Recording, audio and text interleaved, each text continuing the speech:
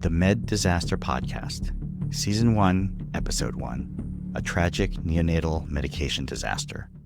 On a quiet night in November 2007, in the Neonatal Intensive Care Unit, the NICU of Cedars-Sinai Medical Center, a pair of 11-day-old twins lay in incubators. Monitors beeped softly, and nurses moved about under the fluorescent lights. Suddenly, one nurse noticed something alarming. Tiny Zoe Grace Quaid was oozing blood from an IV site on her arm, and a spot on her heel wouldn't stop bleeding. In the adjacent bassinet, her brother Thomas Boone, also a newborn, had blood seeping from around his healing umbilical cord. This should not be happening. These premature infants were in the hospital for routine antibiotics, not a bleeding disorder. Unbeknownst to the parents, a catastrophic medication error was unfolding. Welcome to the Med Disaster Podcast, a podcast series exploring how medical tragedies can happen and how we can help prevent them. I'm your host, Dr. Sam Rhee, and in each episode, we delve into real cases of medical problems. In this episode, we examine the catastrophic overdose of a blood thinner given to actor Dennis Quaid's infant twins. This case shook the medical community and led to significant changes in safety protocols. Our goal today is to recount what happened, to understand not only the emotional story of two babies fighting for their lives, but also the clinical details and system failures that allowed such an error to occur. It's often said that if a tragedy like this can occur to the children of a movie star at one of the nation's top hospitals, it can happen to anyone. Unfortunately, preventable medical errors are far more common than many realize. An Institute of Medicine report estimated that as many as 44,000 to 98,000 Americans die each year due to medical mistakes. Sadly, too many of us have had our own personal experiences with medical errors, both minor and consequential. And medication errors, like the one in this episode, account for thousands of those deaths annually. Beyond fatalities, at least 1.5 million patients are injured by medication errors in the U.S. each year. With that perspective in mind, let's turn back to the Quaid twins and understand exactly what went wrong.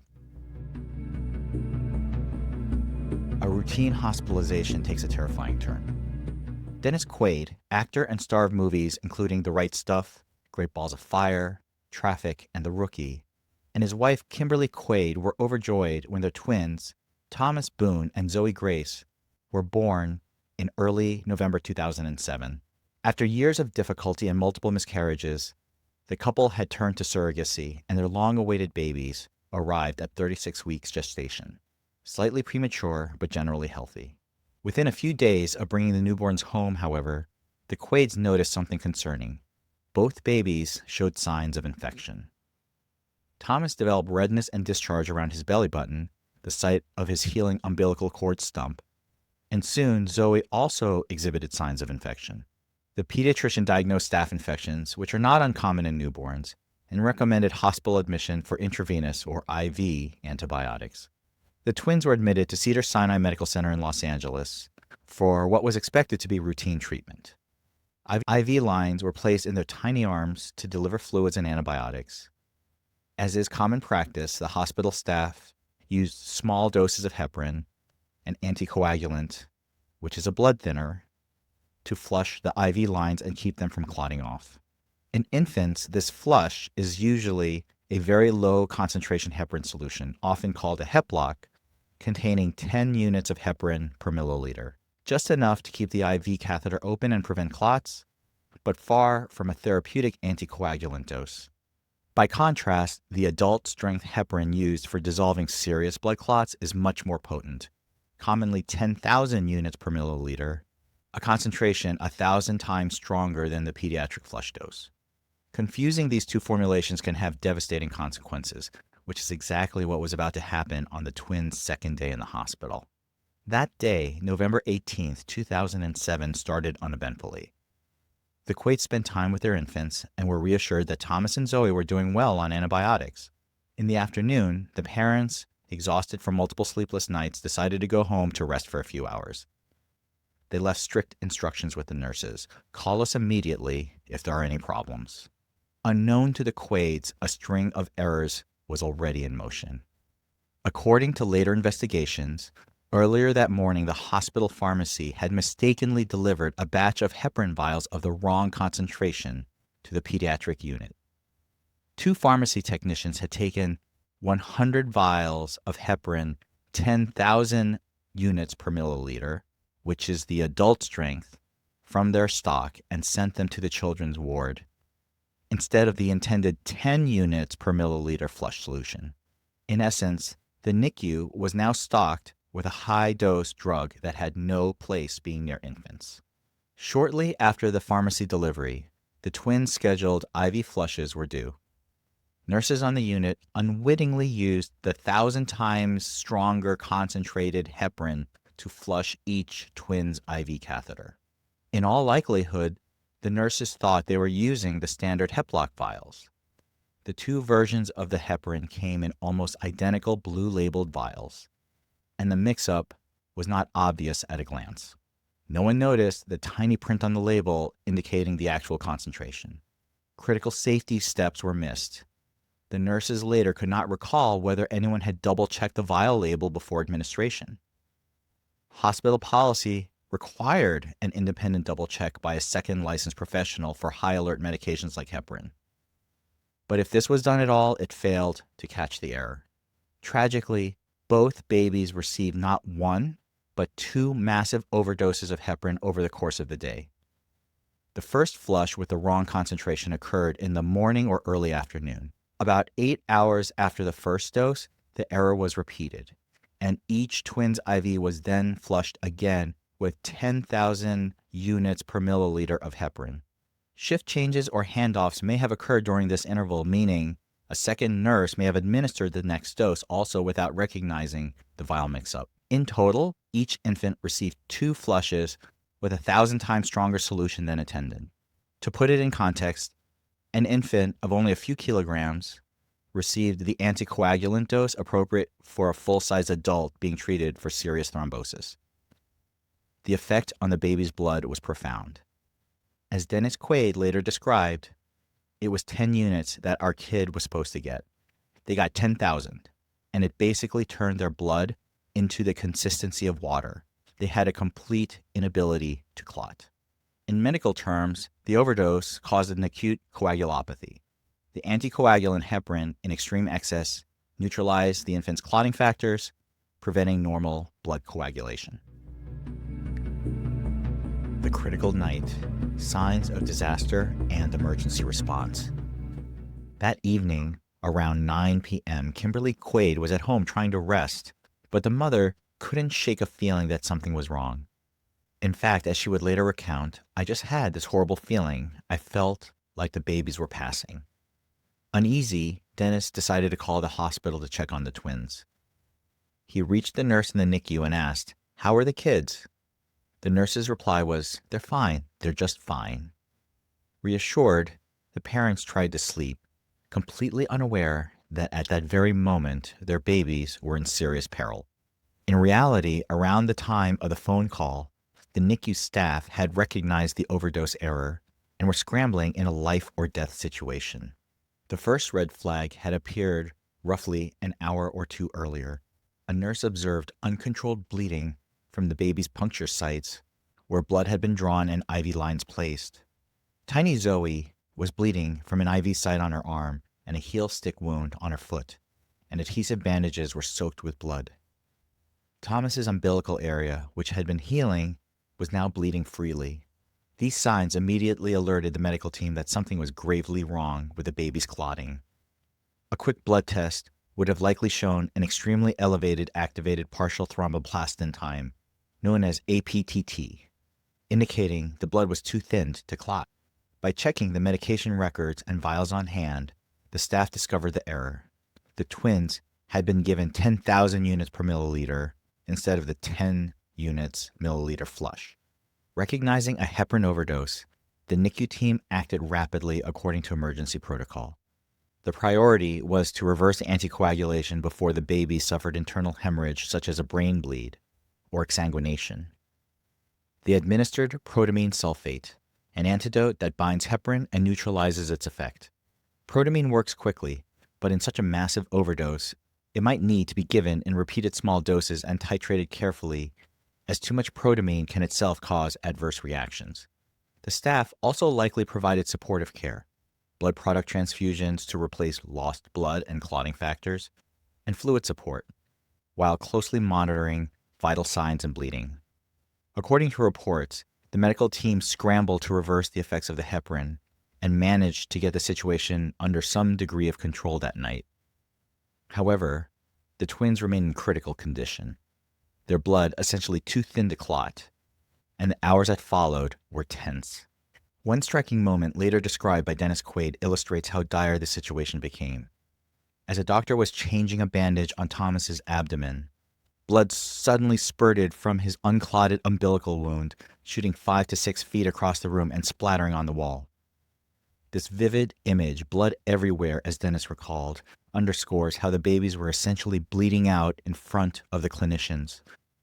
It is straight out of a NICU nurse's nightmare, an innocent flush of an IV line leading to a hemorrhage in a newborn. Of note, throughout this ordeal, the hospital staff did not call the Quaids to inform them of the error. It appears the team was entirely focused on managing the emergency at hand, and perhaps there was hesitation knowing the high-profile nature of the patients. Consequently, the parents spent the night literally and figuratively in the dark, not learning of the crisis until they arrived at the hospital early the next morning. Morning revelations and aftermath. At 6:30 a.m. on November 19th, Dennis and Kimberly entered the NICU expecting to find their twins recovering from nothing more serious than a minor infection. Instead, they were met at the doorway by a group of hospital personnel, the twins' pediatrician, the charge nurse, and a representative from the hospital's risk management department, essentially the hospital's legal and patient safety officers. As anyone who's worked in a hospital long enough knows, the presence of risk management was an immediate red flag that something had gone very wrong. Inside the room, the parents were confronted with a heart-wrenching sight. Their tiny infants were bruised, swollen, and covered in medical tubing and bandages, with obvious signs of recent bleeding. The babies had new IV lines, monitors attached to their frail bodies, and evidence of the night's events, for example, multiple puncture wounds, continued to ooze blood because clotting had been impaired. The Quaids learned to their horror that the twins had received a 1,000-fold dose overdose of heparin due to a medication error. A hospital official then informed them that their children's blood had become so thin it would not clot, and an antidote had been given to counteract the drug. Dennis later reflected, "Our kids could have been dying and we wouldn't have been able to come down to say goodbye." A chilling thought knowing how close they came to losing them overnight. From that point, the Quaids could do little but watch and pray as the NICU team continued working to stabilize the infants. The crisis persisted for approximately 41 hours, during which doctors and nurses vigilantly supported the twins, administering repeated doses of antidote and closely monitoring their coagulation labs. Slowly, Zoe and Thomas's blood started to regain its normal clotting ability, and the bleeding subsided. Every few hours, blood tests would check if the heparin level was coming down and clotting times were normalizing. Finally, after 2 harrowing days, the danger passed. The twins remained in the hospital for an extended recovery and observation, a total of 11 to 12 days in the hospital after the overdose. But miraculously, they suffered no permanent damage. At discharge, extensive evaluations showed no signs of neurologic injury or other lasting effects from the ordeal. And in late November, the Quaid family was able to take Thomas and Zoe home again, this time with a new appreciation for just how fragile life can be. Dennis Quaid would later say they were extremely lucky. Lucky that their baby survived, and lucky that they escaped the tragedy that befell other families in similar circumstances. Indeed, as the Quaids soon learned, a nearly identical heparin error 1 year earlier had killed 3 infants in Indiana. In 2006, at Methodist Hospital in Indianapolis, 6 premature babies received the wrong concentration of heparin. 3 of those infants did not survive the resulting hemorrhages. The Quaids twins' narrow survival felt like a miracle, one that came with a mandate to do something to prevent this from happening again. Investigating the error. How did this happen? In the weeks following the incident, hospital administrators and state regulators launched an investigation to reconstruct how a massive error could have slipped through multiple safeguards. The California Department of Public Health conducted a detailed review since this was classified as a serious medication error causing patient harm. The findings revealed at least 3 critical points of failure in the medication use system at Cedars-Sinai. Number 1, pharmacy dispensing error. The wrong strength heparin was delivered to the pediatric unit. Investigators found that pharmacy technicians had mistakenly placed 10,000 unit vials in a storage area meant for 10-unit pediatric flush vials. This mirrored the root cause of an earlier Indianapolis tragedy. Despite a prior safety alert about this risk, the separation of high-concentration heparin from pediatric areas was not effectively maintained. Number 2, nursing verification lapses. Multiple nursing checks failed to catch the error. The first nurse who gave the flush did not recognize that the vial was high-dose heparin, likely because the packaging of the 10,000-unit and 10-unit vials looked very similar. The vials were the same size, and both had blue labels at the time, differentiated only by small print and a slightly different shade of blue. A second nurse later repeated the dose hours later, suggesting that no one realized the mistake even after the initial administration. Cedars-Sinai policy required an independent double check, 2 licensed professionals verifying the medication and dose. For high-alert drugs like heparin, if this double check occurred, it was not truly independent or careful, likely due to confirmation bias, where both nurses assumed they had the standard flush and saw what they expected to see. In fact, the nurses involved told inspectors they could not remember whether they had read the label on the heparin vials at all. Number 3, system alert failures.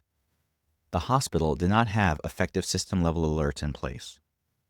For example, barcode medication scanning, where nurses scan the drug and patient bracelet to verify correctness, was not either yet fully implemented in that unit or not utilized.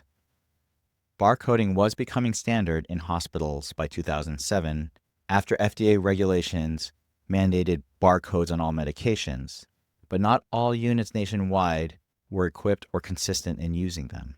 Additionally, no computerized dose check flagged the overdose. Flush orders for heparin were likely entered for 10 units, but since nurses obtained the drug from floor stock, the electronic system may not have had a way to verify the correct concentration was selected manually. In essence, the safety net had holes. It relied on humans to perform checks that, under the pressures of a busy ICU, were missed.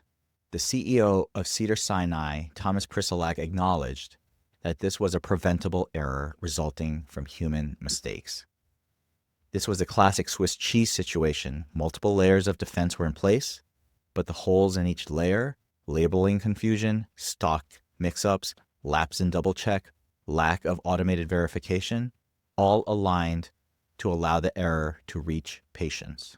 It's important to understand that no single individual was solely at fault.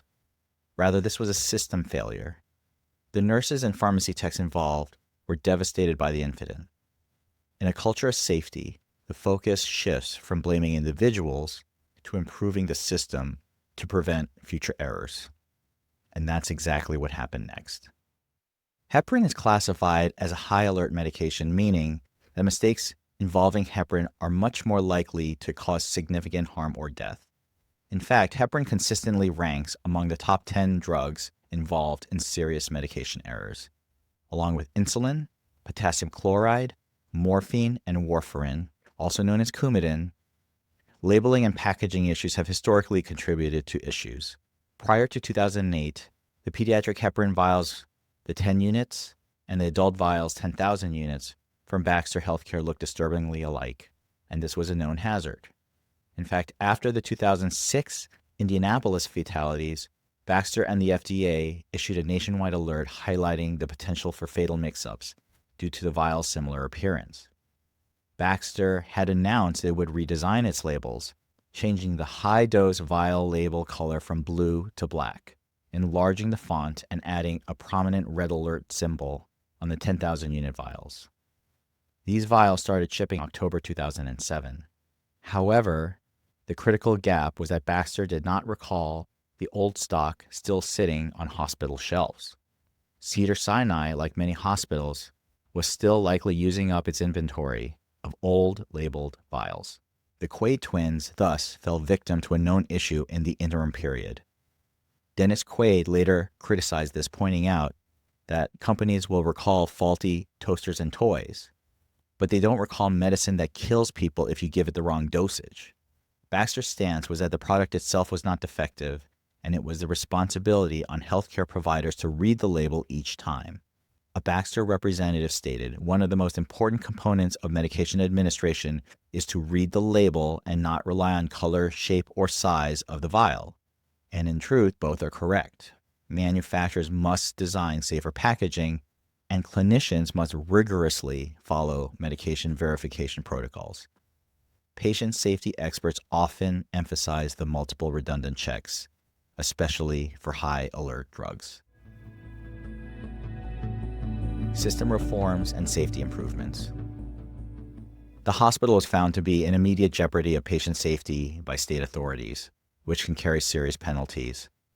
And Cedars-Sinai responded with immediate fixes and longer-term changes. Cedars removed all heparin vials intended for IV flushes from pediatric care and switched to saline or saltwater flushes for maintaining IV lines in both pediatric and adult units. If an anticoagulant is absolutely needed to keep a specific line open, such as central lines, it would be prepared in the pharmacy in a controlled manner rather than kept on the floor as stock. Cedars-Sinai also required all 1,800 nurses and 200 pharmacy staff to undergo refresher training on medication administration safety. This included re-emphasizing the 5 rights of medication: right patient, right drug, right dose, right route, and right time. Around this time, Cedars-Sinai and many other hospitals accelerated the adoption of barcoded medication administration systems. Each unit dose medication has a barcode, and the patient's wristband has a barcode. Scanning both with a handheld device or computer ensures that the medication and dose match what is ordered for the patient. One study in the early 2000s found that barcoding could eliminate an estimated 60 to 80% of medication orders in hospitals. This case also raised questions about transparency and communication. Cedars-Sinai faced criticism for not informing the parents immediately when the error was discovered. In the aftermath, hospitals have increasingly recognized that patients and parents must be promptly informed about any significant adverse event. This is both an ethical obligation and, in many regions, a legal one.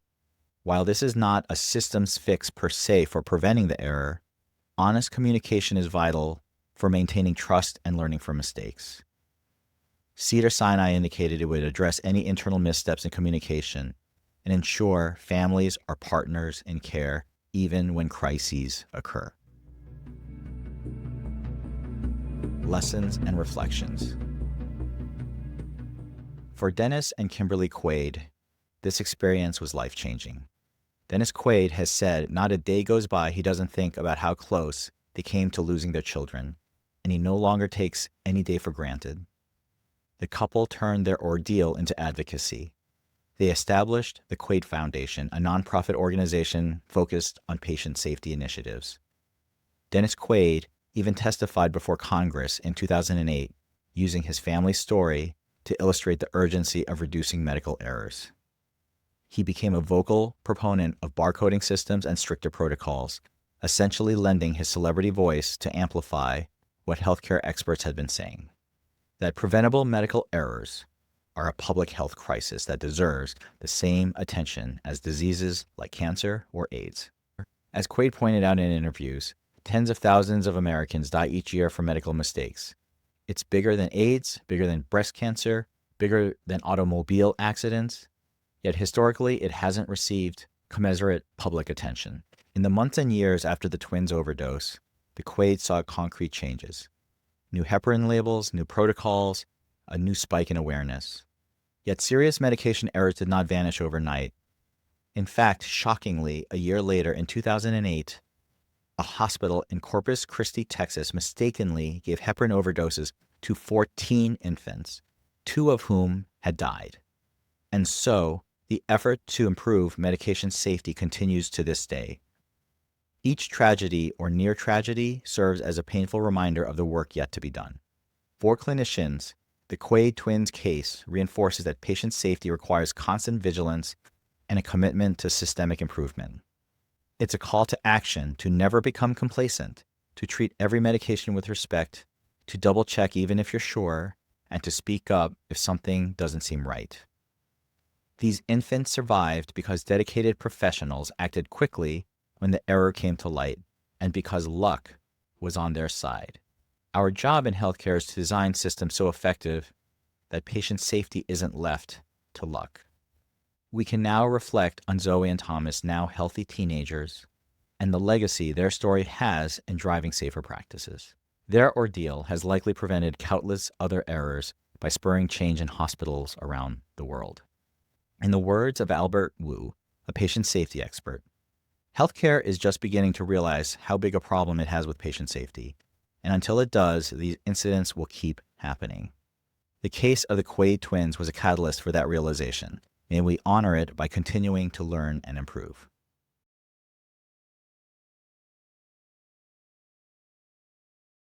Thank you for listening to this episode of the Med Disaster Podcast. I'm Dr. Sam Rhee, and we'd like to hear from you. Please reach out on Instagram at med.disaster or sign up for our newsletter at www.meddisaster.com. Thank you.